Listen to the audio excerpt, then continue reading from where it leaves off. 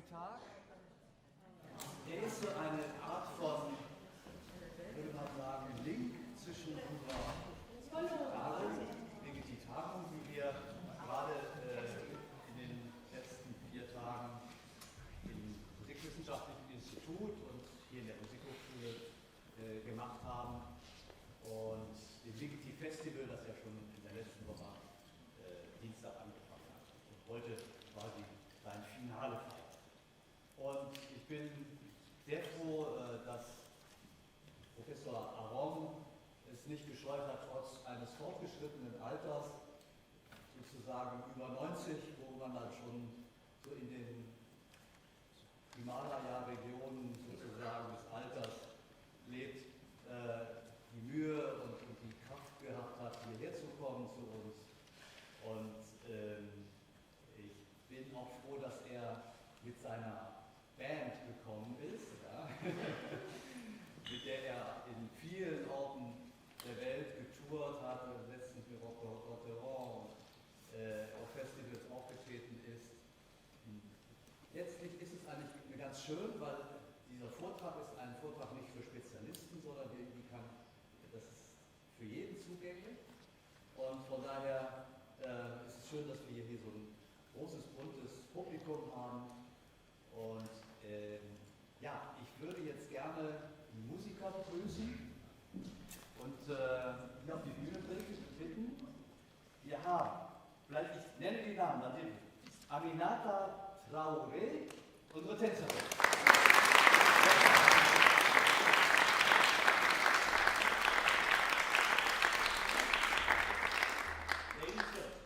Julie Ho.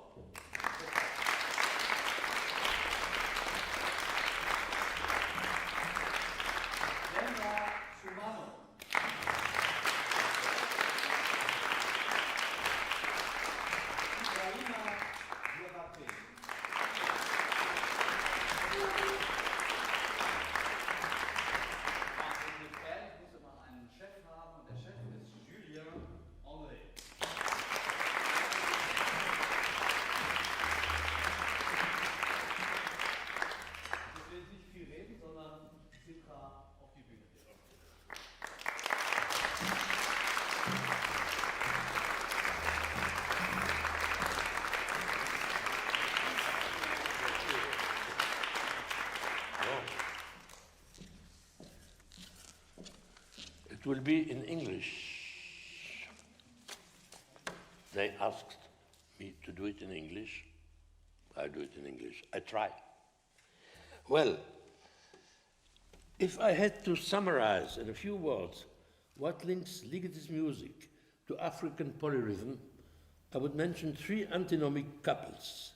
1, simplicity versus complexity, symmetry versus asymmetry, order versus disorder, with in filigree 1 keyword and only 1 ambiguity. This presentation is entitled Ligeti and African Polyrhythm. Probably all of you have heard Ligeti's music, but perhaps some of you have never heard African polyrhythm. So it's occasion to listen to one.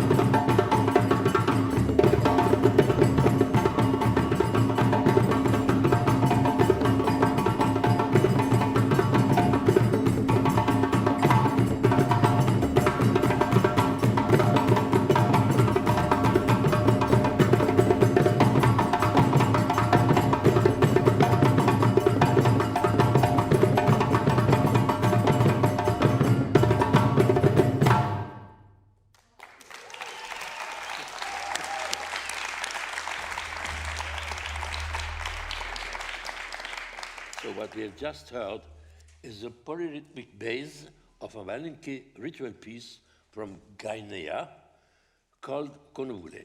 It accompanies song and dance.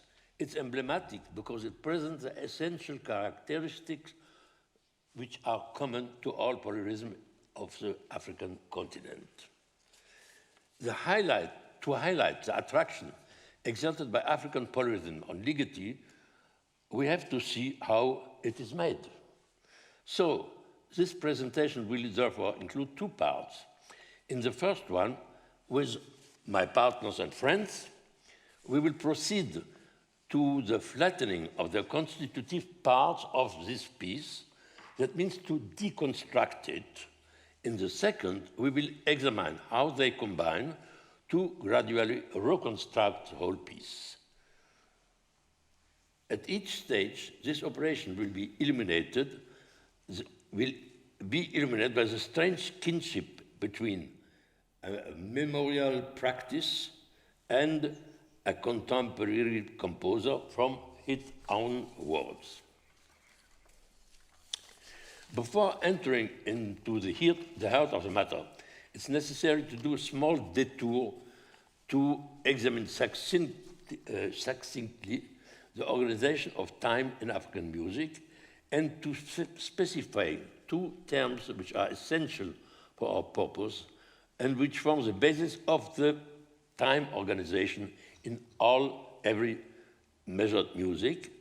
And there has been a big confusion in the Western world about those two terms since the 4th century. In the time of St. Augustine, he always claimed that it must be a little bit more order in the terminology between meter or metrics and rhythm. So a few words of African music, which you have to understand in order to go into the matter. African music is anonymous, undated, and does not have recourse to writing. It is cyclic. What does it mean? Made of periods. A period is, according to a nice definition of a renowned psychosociologist, Abraham Mold, the return of similar at similar intervals. In our context, it means that the same musical material returns in a loop, either as it is or varied. In short, it's ostinatos with variations. What is meter? The shortest definition of meter I can give you is the following: the calibration of musical time in quantities. It's like a grid. In Africa, from top to bottom, we have three strata or three layers of metrics. A period, cycles, pulsation, I come back to it, and elementary units. Period, we know what it is. Cycle, time loop. It is a framework for the rhythm which come on it. Second level, pulsation is tactus. Tactus consists of a series of equidistant points which are abstract, and concretely it may be materialized by the beat, by hand clapping or by any what, or also, but it is always underlying any measured music. It is silent but organic. What do I mean by organic? It's adherent to any piece of music. Elementary time units is also resulting from the subdivision of the beat. The beat and tactus, it is a pulsation, it's all the same thing. It's a regular beat, which traverses when we can hear or not, but in the mind of the musician, it's always, they know exactly where it is. So the beat can be divided into 2 or 4 parts at once in a binary way, or in a ternary way by 3 or 6. African music does not know writing and ignores the notion of Western measure. No measure means the absence of a regular strong beat, which was the case, the absence of the beat, of the strong beat was the case in the Ars Nova and Renaissance period, which Ligeti knew and admired. The equivalent of the pulse was then called Taktus. Taktus, hence the German expression Taktschlagen. But it's not Taktschlagen 1, 2, 3, 1, 2, 3, 4. It's 1, 1, 1, 1. And all the 1s are equal. That's very important to know because it's totally different from the regular 1, 2, 3, 4, 1, which is in the Western music. And it's very difficult for Western people, either melomans or musicians, or musicologists, or ethnomusicologists, to understand that. Bon. The pulsation, or the tactus, or the beat, is a cornerstone of all rhythmic and polyrhythmic edifices.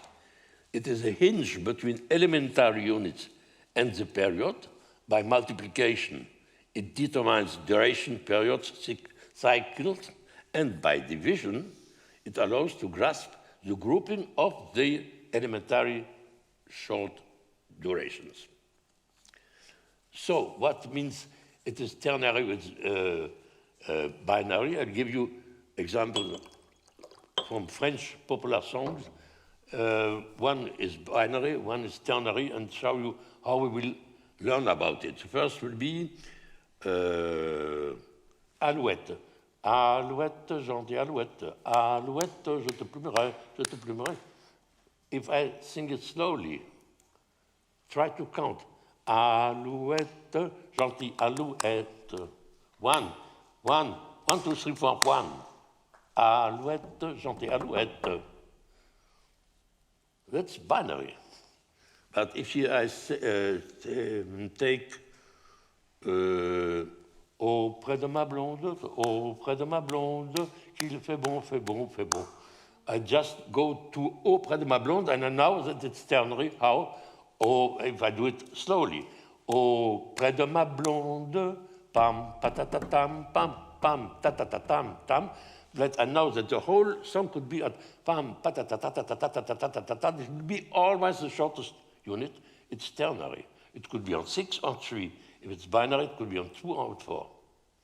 That's quite important to understand what we will analyze together.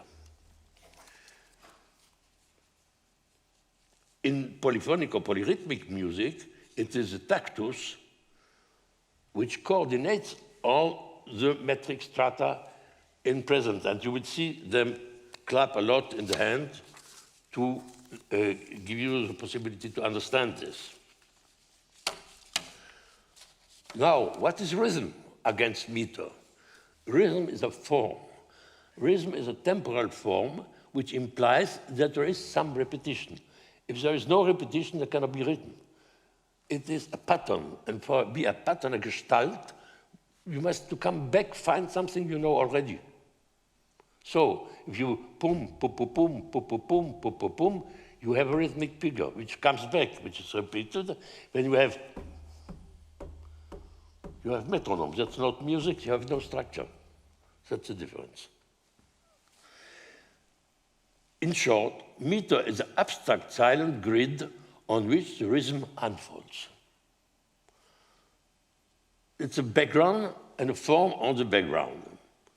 Both are in permanent interdependence without knowing the position of the beat or the tactus in relation to a rhythmic figure or pattern, and the way in which it is monetized, that means into yata-ta-ta-ta-ta-ta-ta-ta,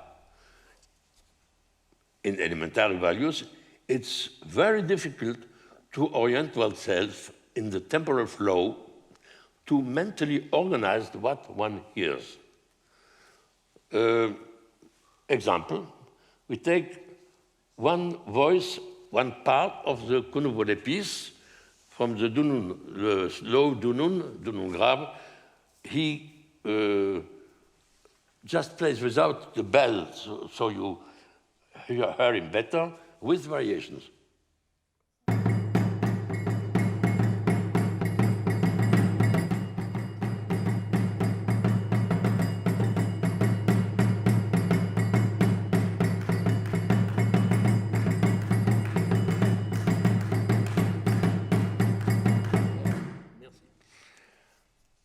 how is this achieved? How can we know how many beats there are? Just a very simple thing.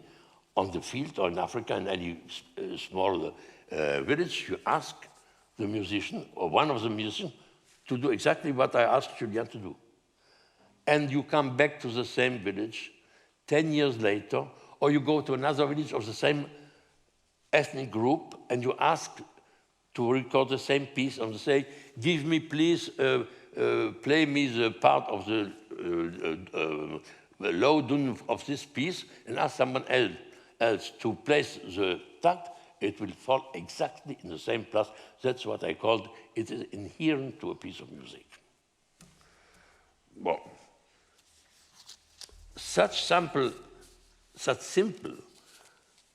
clapping allows us to mentally find our way around and to highlight the interdependence of rhythm and meter.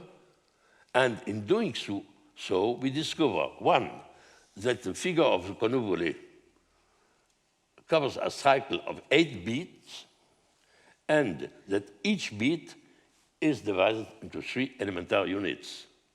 Thus, the division in this piece is ternary, because if in one part it is ternary, then it has to be somewhere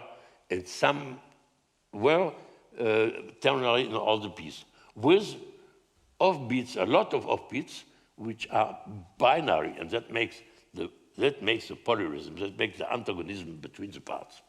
But we'll come back to this. Knowledge of the pulsation position and modalities of its subdivision within a piece, that means that is essential to grasp its metric organization, as it is conceived by tradition. You may clap wherever you want, but doesn't mean for an African from a village or from a tribe that it's good. There are, in most situations, 7 possibilities to place the tact, and only one of these 7 is a good one. So it's not so simple. So one may say that pulsation is not only the key to African music, it is the passe-partout or the password to it. Once you have this, you can understand all the rest. Now I have to introduce a new notion. This notion is a word, it's called matrix. It is the most stripped form of a rhythmic figure. It is the mental reference, the cognitive imprint, which in oral traditional music is present in a music's brain, and it is both an imprint to make variations, because the variations are starting from this imprint, and it is a safeguard to limit them. Let's return to the piece convolvulé. Here we have 3 djembe, 3 dunun, 1, 2, 3, a low, medium, and a high, and they are different in the register and in the sound. Tu voulais bien taper chacun un son sur votre... One is low, medium, high, and we have 2 djembe. One is accompanying the solist, that's this one of Animata, and the other one is the djembe of the solist, who is Julien today. So we have, and the 2 lower djembe have each one a bell. Tu me joues avec ta cloche, le petit thème. Juste la cloche.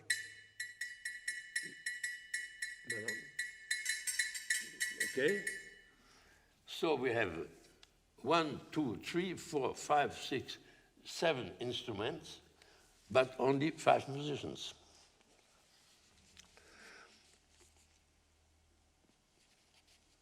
And these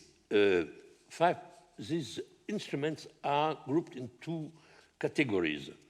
There are instruments who make variations, and there are instruments they don't make variations. That means they have an ostinato which is always the same.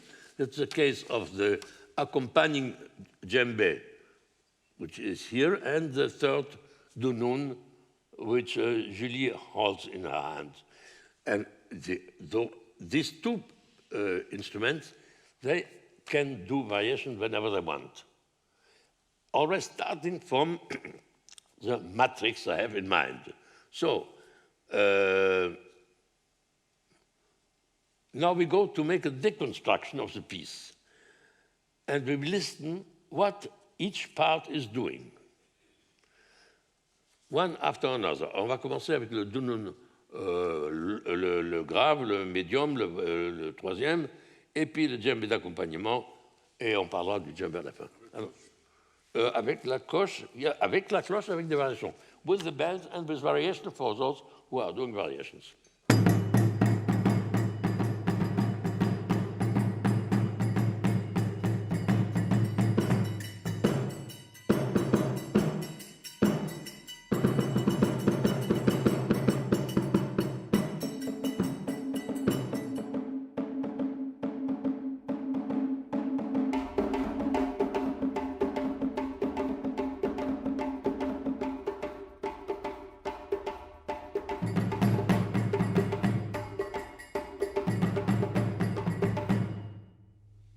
So I've heard any part separately in fade in, fade out.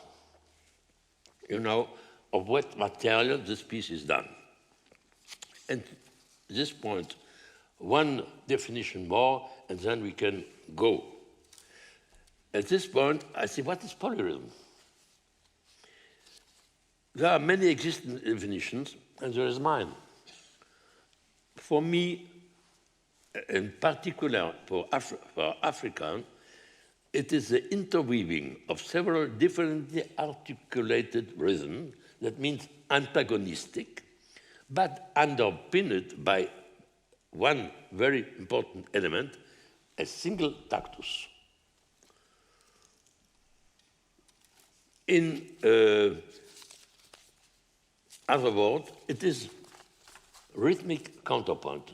If you take a symphony from Bach in two parts, and you take away all the pitches, and you clap only the rhythms, of the left hand and the right hand, you will have rhythmic counterpoint.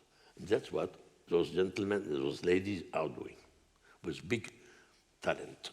Bon, alors, and I want to warn you that now we can tackle the reconstruction of Connevoulet, and I should warn you that from here on, we are in mathematics and you will have a lot to count, and we also.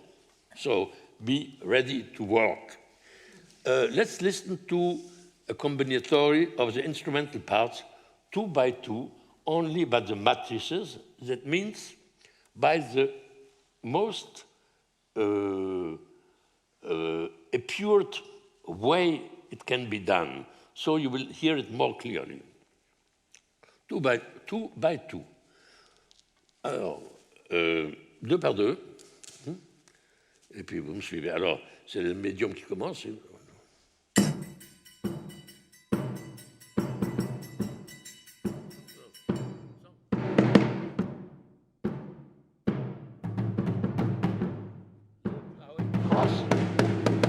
Il faut parler très, quand je parle, vous devez parler très doucement, sinon il y a des complaintes.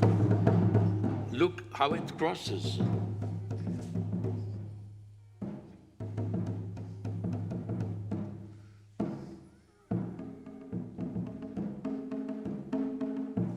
It crosses again. Okay.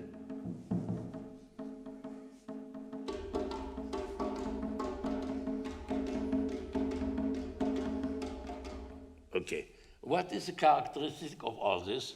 It's quite difficult to hear because since you don't know everywhere where falls the tactus, you cannot know if it is on beat or if it is off beat. So I will tell you, and I hope you believe me.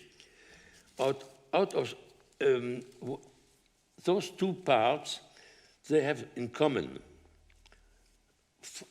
14 strikes. One is common to both, and 9 are offbeat. If we take another instrument, we have with another couple of instruments, we have 18 strikes, 5 of beat, that is chromatic, it goes with the pulsation. But if we take the do non medium, do non aigu, alors allons-y, do non medium, do non aigu, allons-y, only the matrix, la matrice, sans la cloche, Oui. This 18 strikes, 12 off beat, it's 2/3, yeah, merci. Do non grave et djembé accompagnement.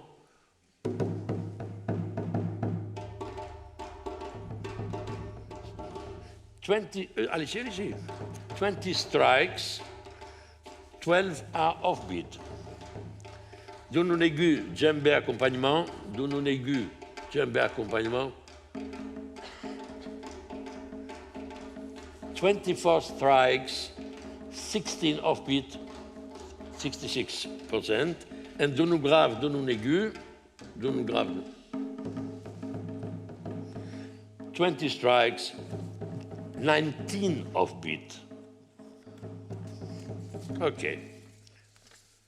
Now let's listen to the combinatory of all these instruments, 2 by 2, with bells and variations. That means like in a normal interpretation.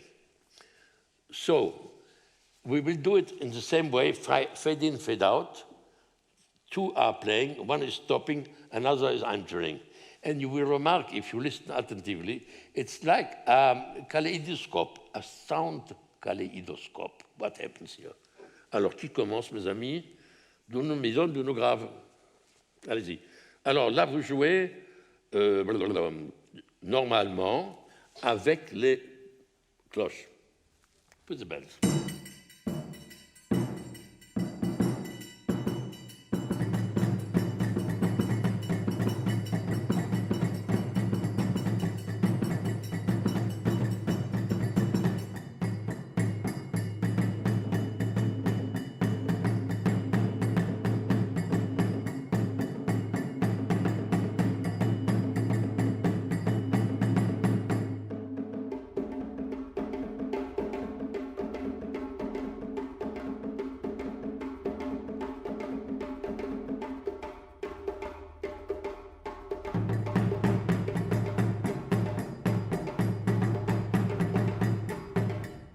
What you hear when you couple instruments 2 by 2. But I do it, but in Africa nobody does it.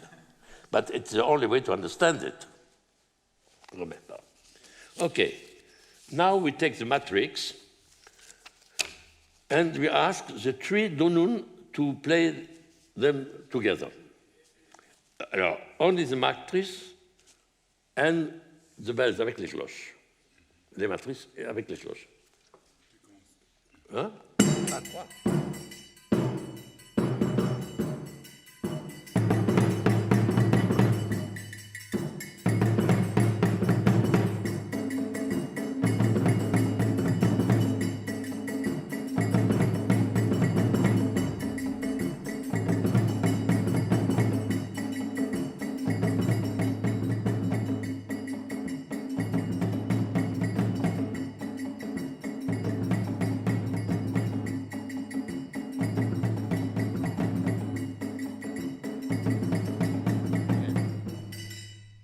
And now we ask the accompanying djembe to join the 3 others, only the matters. And we will then have the structure of the piece without variations. That means that each musician who wants to play it, he must know this, because that is the basis of what he's going to do, to perform. Tout le monde, enfin les uns après les autres, avec, pour terminer, le djembe d'accompagnement.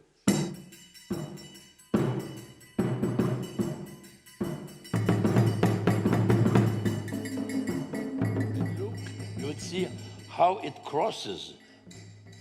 Polyrhythm is also called in Africa cross rhythm because the rhythm of each instrument is crossing with the rhythm. If you look, you will see it.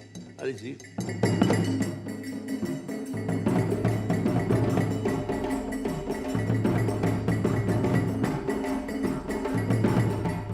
And here nothing changed.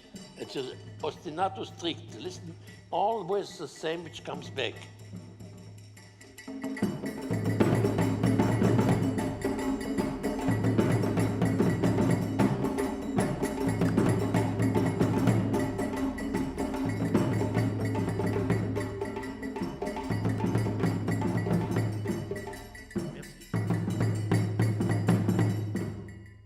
Thank you. Alors, now, what is the main djembe doing? Here is the main djembe. Until now, he played a part of an accompanying djembe because Aminata plays it, but she is not a drummer. She is a dancer. And so we have a problem. There is one musician who couldn't be with us, so we asked her to do it instead of him. But no, in the normal condition, there is he is a soloist and not the accompanier. So what does the main djembe do with all these instruments when they play? He is the only instrument to admit improvisations. I was talking about variations of a theme, of a motif, of a pattern, and he goes on and may make a multiple of this period. His period here is 8, cycle is 8 tactus, 8 beats. He may do it twice or fourth bigger, and sometimes we come to a moment where we don't know where he is in reference to what he plays, but he always knows what he is doing. It's like in jazz, but to be more precise, it's like in jazz, it's like in African music, yeah. Bon. Alors, now I will ask those 4 instruments to play very slow, and they play only the matrice, and they will listen to the solo part of Julien. C'est compris? Le pattern, vous jouez doucement pour que lui puisse jouer dessus. Vous commencez fort et vous jouez. Allez-y.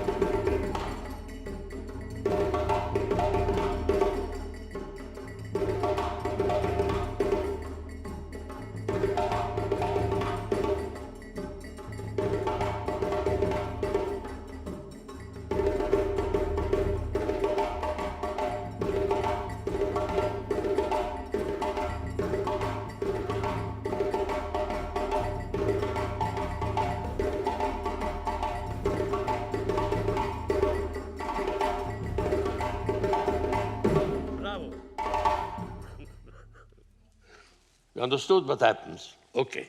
When they play all and they make variations, it's very difficult to hear what happens really. So we are here in a laboratory, a very good laboratory was there. Bon. Ah, ça y est, alors, tu comprends, ça doit. Alors, now you know everything about African polyrhythm. It's time to tackle its connection with Ligeti. And to go to our first couple of antinomy, which is simplicity, complexity. Very simple. We begin like in kindergarten, yeah? We will ask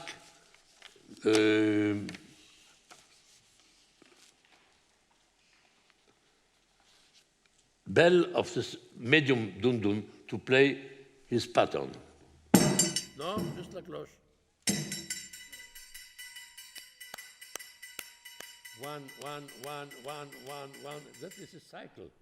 Could not be shorter. Okay? And it goes nicely with the tactus. It is commetric, we call it, the specialists. But it's on beat, to be simple. Okay. Ah, j'étais en avance là. I missed one part.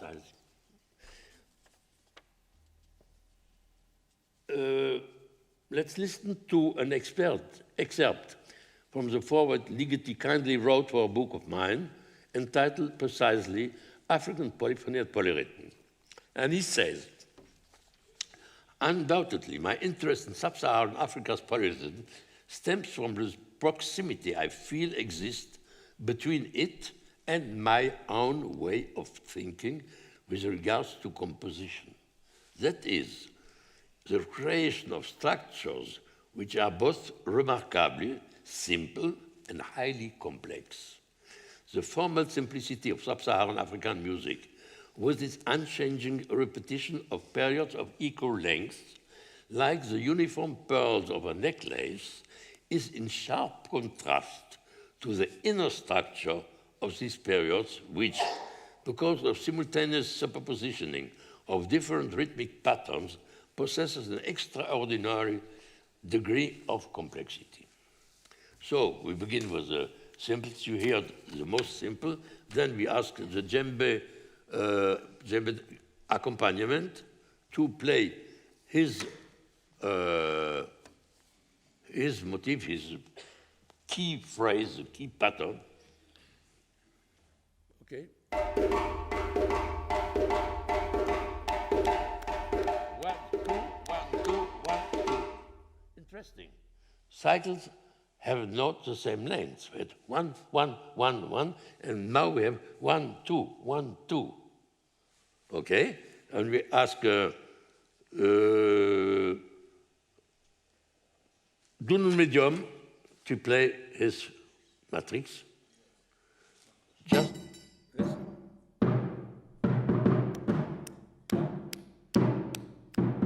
1, 2, 3, 4, 6, 8. 1, 2, 3, 4, 5, 6, 7, 8. And now we know that in this piece there are two ratios, 1 to 2, 1 to 1, 1 to 2, 2 to 4, and 1 to 8, and 2 to 8. And this is common to all African polyrhythm, that the frequency of the different parts is not the same, but there is a moment where all join and begin again. And all those have to be in simple ratios and always multiples the one of the others. So, let's go toward complexity.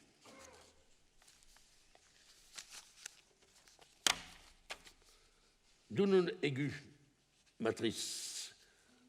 High dunun, matrix. Listen.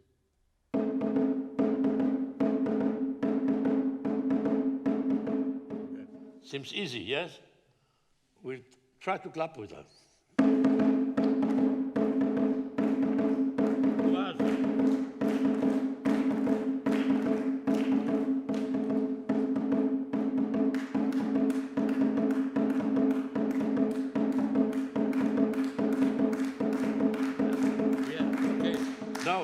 Now it's easy, but you have to get it.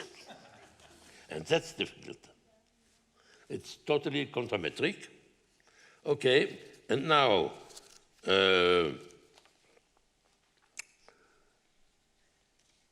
traditionally, Konavule is performed without clapping, like many other pieces in Africa. If it is so, how do musicians know, and how can we know where the tactus is? And the answer to this question will be in about 20 minutes. You can ask yourself.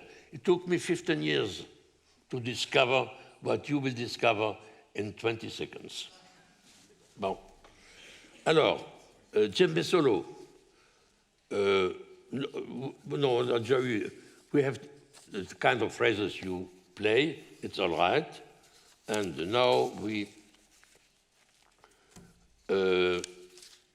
take the dunun aigu et djembe d'accompagnement, and listen what happens. And Julie, tu ralentis le tempo. And they will begin to play it in tempo, and then they will slow down the tempo that you understand what is happening. Ready?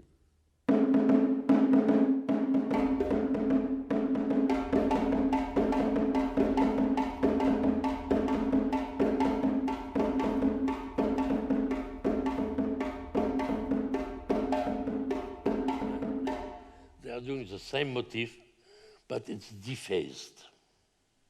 It's dephased. It is a rhythmical canon on 3 short notes, that is all. But it's very complicated because against the metric, it's not the same. It's a rhythmical canon and not a metrical one because they are placed against the tactus each time in a different way. Very complex. Bon. That's a process Ligeti would have appreciated very much. And another composer also, you know who? Steve Reich, of course, to dephase motifs, each from the other. Now, what we have is, if we take the 3 dun-dun playing together, we have the most interweaving sounds of all the pieces, on a very seldom case. About the whole phrase, there's one moment where they clap all 3 instruments together. And again, to see the moment, because to hear it's quite difficult because it's very fast, Julien will give you a clap to show you this is a moment where all 3 clap together, and then you will see it because they will slow it down. If not, it goes much too fast. OK? Les 3 dun-dun, qui c'est qui ralentit? OK.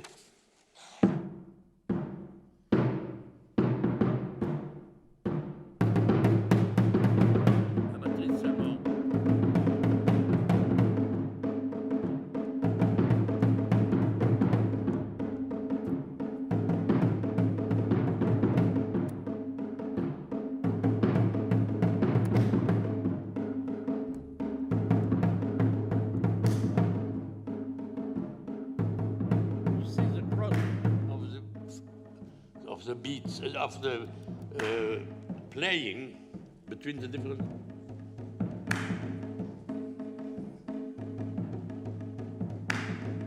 Okay, here we have a wonderful example of what's called cross rhythms. And we come to our second antinomy, which is symmetry, asymmetry. Ligeti says, African rhythmic and metrical patterns are fundamentally different from those that prevail in learned music of the European tradition. It's a question here of simultaneity of symmetry and asymmetry. A rhythmic period of 24 regular short values can be articulated, for example, in 2 times 12 beats and or in 3 times 8 beats. The 2 different orders are thus possible simultaneously. Now, I have to explain it because it's not so easy. By 2 different metric orders, Ligeti means a succession and or a superposition of 2 ratios of 2 multiplied by 3 with 3 multiplied by 2. That's what musicians call hemiola. It's 1 and 1.5. Comes from Greek, ancient Greek. It is very frequent in Western art music, in the Renaissance, a lot. In the Romantic period, Chopin, Schumann, Brahms, Dvorak, and Liszt make a lot of hemiola. What is hemiola? 6 divided in 3 times 2 and 2 times 3. And I will give you here for those people who are not musicians and don't know what's hemiola, to understand the principle, an example which is absolutely not musical. I take, it is, if you group these numbers differently, one perceives them absolutely different, and this creates ambiguity. And that is what interested, among the things which are interesting Ligeti. So, someone spells the following 6-digit phone number. 6-digit, 16, 14, 56, 19. And then he spells it like this, 145, 619. Is this the same number? you have a doubt. That's ambiguity. And that's what happened in the music when you make 3 in one, 1, 2, 1, 2, 1, 2, in the other hand, 1, 2, 3, 1, 2, 3, and you don't know if it's 2 or it's 3, if it's binary or it's ternary. So the musical hemiola has 2 ways to be. One is on the horizontal axis, when you can sing something which or play something 3, 3, 1, 2, 1, 2, 1, 2, 3, 3, 1, 2, 1, 2, 1, 2. And all of you know one very famous example I will sing for you. Bon. It is the I Like to Be in America by Leonard Bernstein in West Side Story. I like to be in America. Ta ta ta ta ta tam tam tam. 1, 2, 3, 1, 2, 3, 1, 2, 1, 2, 1, 2, 3, 1, 2, 3, 1, 2, 1, 2, 1, 2. 3, 3, 2, 2, 2, 3, 3. That is in succession. But if you take the 3, 3 and you put it about the one, then you have tung, ticka-ting, tung, ticka-ting, tung, ting. And when you listen to playing it, you don't know if you are in a binary system or in a ternary system. And that's what Ligeti liked in the idea. He knew about this, evidently, but there is a little something which goes much further. The first is the African do it with 2 and 3, and then they do it with 3 against 4, and that's much more subtle. And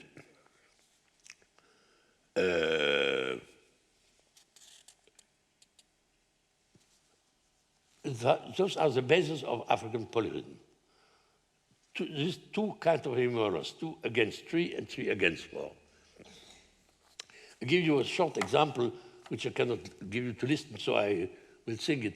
I was working with the Aka Pygmies in Central African Republic, and I was trying to understand their rhythmic system. And they were sitting around the camping table with me, smoking cigarettes, and I asked them questions. And suddenly there was one formula which seemed very easy for me, which was boom, boom, boom, boom, pop, boom, boom, pop, boom. I said, ha, that's easy. And I wrote it down, and then I said, and I found I know where the clappy comes. And I said, boom, boom, boom, boom, boom, boom, boom, boom, 4, 4, 1, 2, 3, 4, 1, 2, 3, 4, 1, 2, 3, 4. I have a pattern of 4 small values. And my pygmies were looking at me and said, what's wrong? And they said, clap at you. And we went, pam, pam, papa, papa, pam, pam, papa, papa. And if I do it slowly, pam, pa, pa, pa, pa, pa.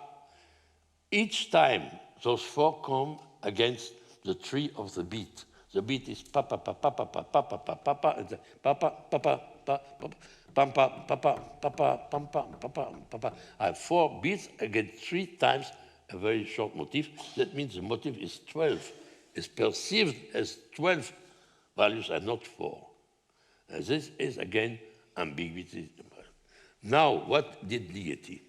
He was the king of the hemiola. He decided it is much too simple for him. So, in his piano concerto, in the last movement, you will find 5 against 7. 5 against 7, you have to make a cycle which makes 35. 7 again 9. 9 again 11. And 11 again 13. All this in the same place with 2 hands of a pianist. And it gives you, when you listen to it, the impression that there are different voices being played at different tempi. And he was absolutely obsessed by that idea, as he was obsessed by the idea of, which was part of what attracted him to Kononankoro also. But, okay, now with the system of African polyrhythm, it is possible to multiply the small units in very, very different ways, and the fact is that European composers didn't think about it before. Or very, very, I don't know. I think, no, not at all. Okay. So,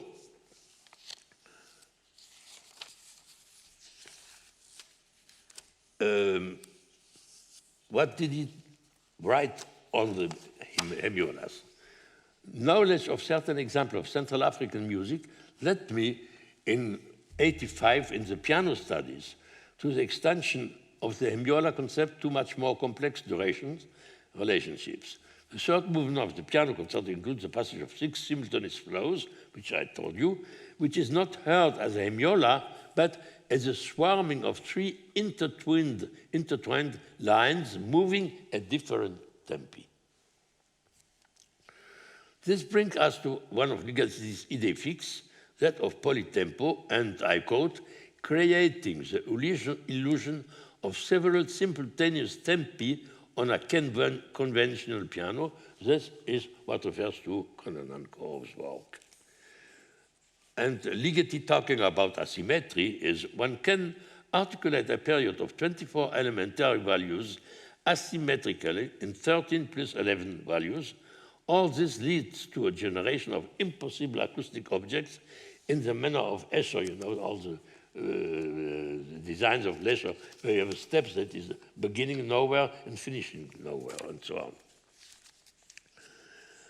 And here he refers to very clearly to the polyrhythmic organization, which is typical to Central African music.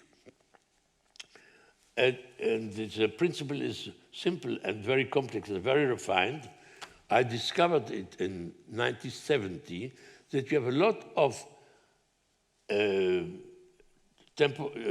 patterns who have always a symmetric form and the inner articulation is totally asymmetric. So when you have 8 small values, you cannot divide it into 2. You will never have 2 strokes on 1 and 5, but you will have 1, 2, 3, 1, 2, 3, 2 a day, 1, 2.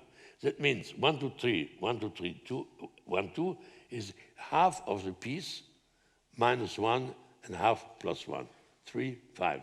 When you have 12, you have 5 plus 7. When you have 16, you have 9 plus 7. When you have 24, you have 13 and 11, and 32, 16, and 16 and 15 and 17, and it goes, I found it, until 36, which is 17 and 18. So it's always asymmetric inside, and when you hear in the real tempo such combinations, it is vertigo. And I come to and one more, the last quote of Ligeti is, I also felt the strong internal tension between the implacable regularity of the constant pulsation linked to the absolute symmetry of the formal architecture and the asymmetry of this internal articulation. And here we experience a marvelous combination of order and disorder, that's my last antinomy, which are so intertwined with each other that they generate the impression of an order of a higher level. In fact, both Ligeti and African music, in both Ligeti and African music, it's not strictly speaking a question of order-disorder, but rather of appearance of disorder. Let's apply to our piece Convolé the following steps. We'll go from disorder to order and then come back to, from disorder to order and then back to disorder. In other words, from a conventional version to the matrix, and you will recognize the matrix, but at a given moment there are no variations anymore. You have just the strict basic skeleton of the structure of the piece, and then back to the former, like a tree which is blooming in the spring. Alors on parle du jeu normal vers le truc et on vient vers le pour les chœurs.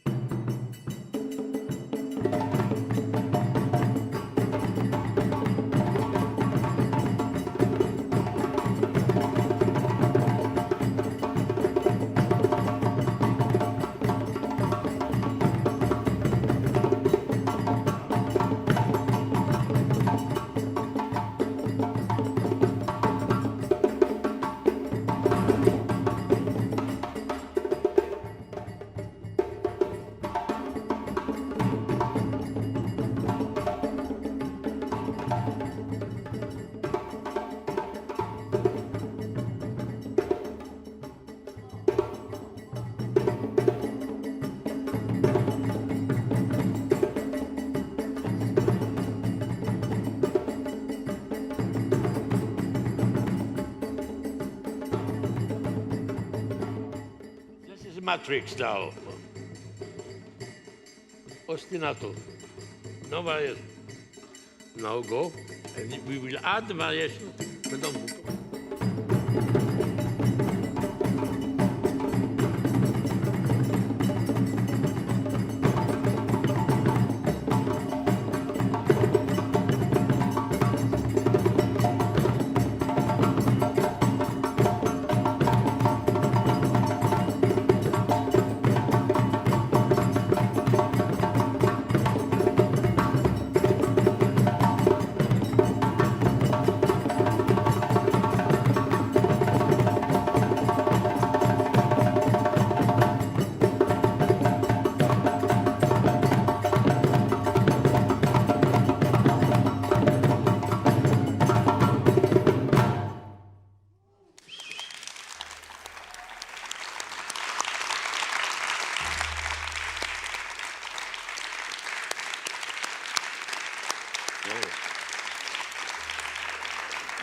Just one thing more to see.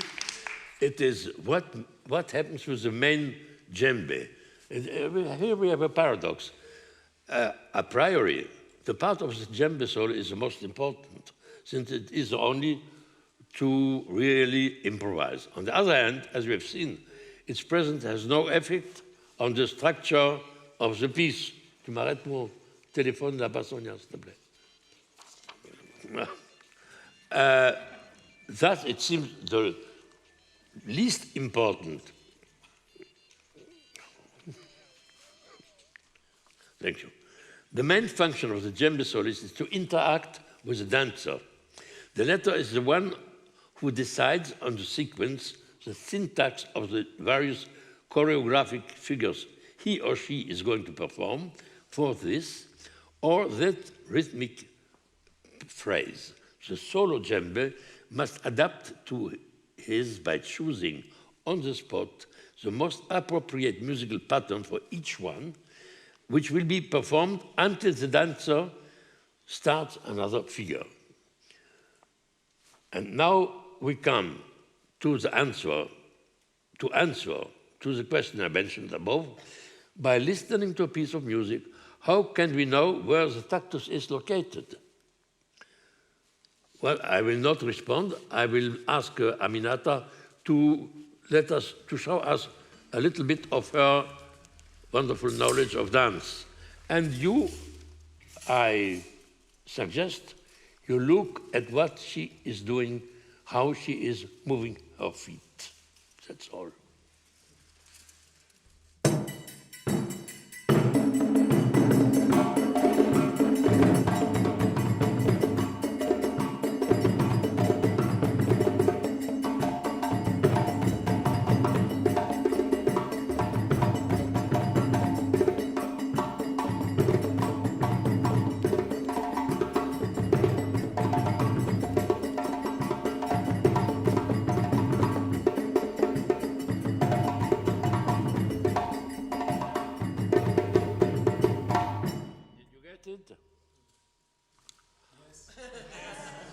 Well,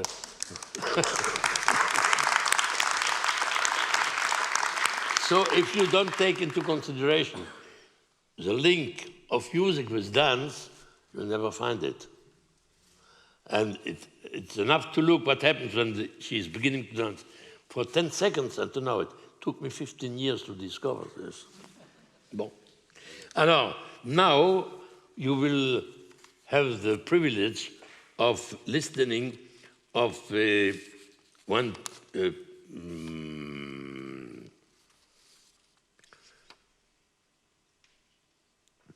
piece and observe what is going on between the dancer solo and the djembe solo. The main function of the djembe solo is to interact with the dancer. I told you this, yeah? So you know it. Alors, allez-y. That's our last piece, the same piece which we have now to we will listen, and how it is performed in a village in Western Africa with a dancer. But there are lots of dancers changing in the space, and we have only one dancer, but she's very good.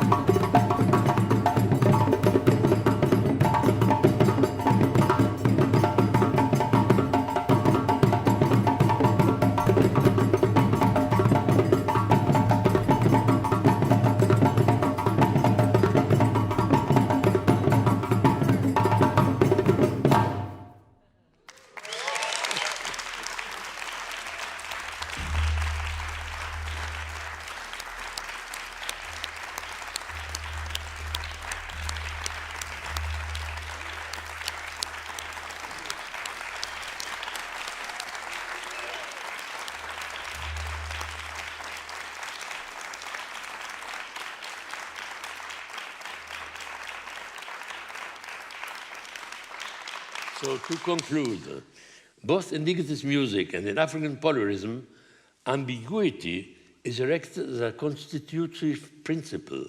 In one as in the other, it's a question of blurring our perception, of creating a kind of auditory trompe-l'œil that destabilizes the listener's cognitive interpretation and creates permanent tension. And I would like to pay homage to the ingenuity and mastery of African musicians, those Cartesians who ignore themselves, who have inspired Ligeti so much and fertilized my own thinking for more than half a century.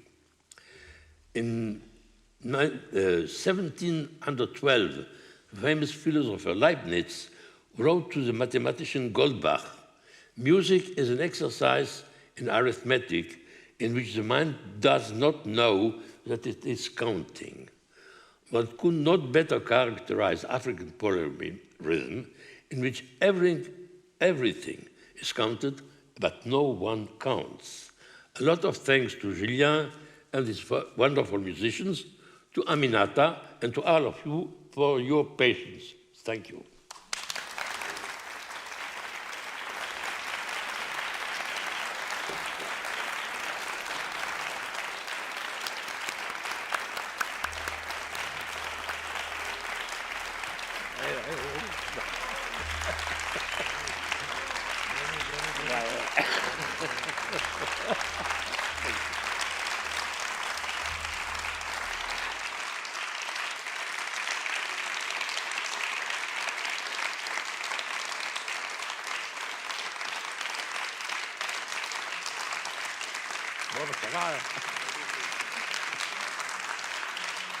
Merci.